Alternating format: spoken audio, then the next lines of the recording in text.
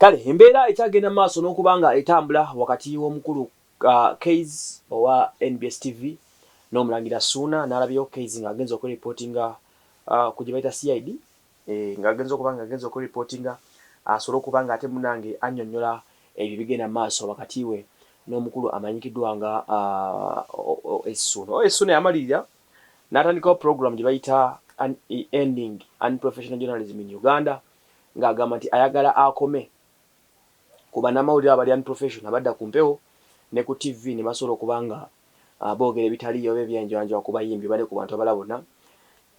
Ono azenga afuna otalo wakati we ne media house naddala ez'enjawulo ne call specifically otalo yalufuna ku nvubuka ku bavubuka ba NBS abo okuli kayz ne banne era nga yabawaabira omusango mulamba omusango ogwo gw'abatwasizza ne ku poliisi era nga baaviirewo ku bondi kati babalina okugenda ba reporting ku bondi za poliisi basobola okubanga ensonga bazinnyonnyolera. Okitegedde ensonga zatandikira ku bya bugagga byagamba nti bibye abavubuka ne bava ne bawakanya ne bagamba nti si bibye abeera mu kulimbalimba bantu era ne bamwogera ebigambo bingi bye bamwogerako byali biyitirivu nnyo n'obutambi gye bulira babulina. Bw'atyo omusajja ono yakaluba n'agamba nti kabagane agenda kubatwala paka mu kooti era yeesunga kooti agamba court loading anytime.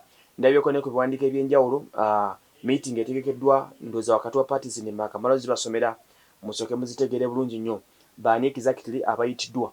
Okusinza ku baluni yavudde mu nga Ssuuna agenda mbya mu kooti okumanya musango kyagukula balo yavudde ku Uganda Communications Commission nyembera UCC n'ebijoogerako then oluvannyuma Managing Director Smart TV Uganda Limited Solids House bagamba invitation for a meeting in reference made to a letter dated 7 September 2021 from the Commission regarding the complaint about the content of the program Morning Express, which allegedly defamed Mr. Ssuuna Emmanuel Yemulangira Abubakar Shakur aka Ssuuna by making malicious utterances and unstamped allegations.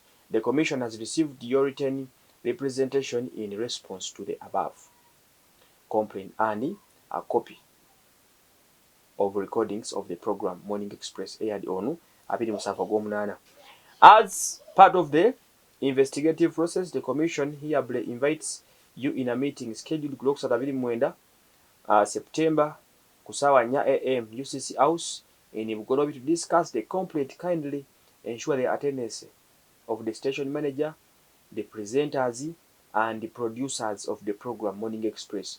By this, Mr. Ssuuna Emmanuel and his representatives are invited to this meeting. Please remember to observe standards operation nebisigadde.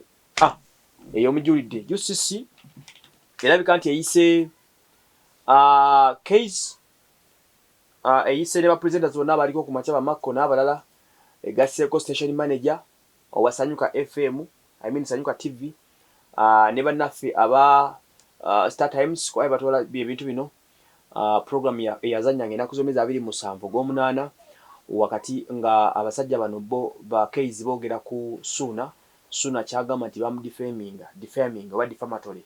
So n'olwekyo kati yawunzika alopya ensonga ze era bano UCC Uganda Communications Commission erabika nti eyeetaze kayz bubi nnyo ne banne bakola program eyo nga Ssuuna agamba nti bamudefending. So babagambye they need them in a meeting egenda okubeerawo ku lunaku olwokusatu zijja kubeera nga ennaku z'omwezi 29 twolekedde okulaako kayz ne mwana mulenzi Makko n'abalala abana abali mu kintu kino balabike nti batuula ne bannaffe aba UCC. Kwa ekisegamba recordings bazifuna eziraga nti abasajja bano badefeminga mwana mulenzi Ssuuna. Kati awo tuyimiridde Ssuuna yemwetegefu agamba agenda kufa nabo paka mu kooti era abeetegekedde bumbula abalinze mu koona ayagala atobe nabo paka wana abawangula.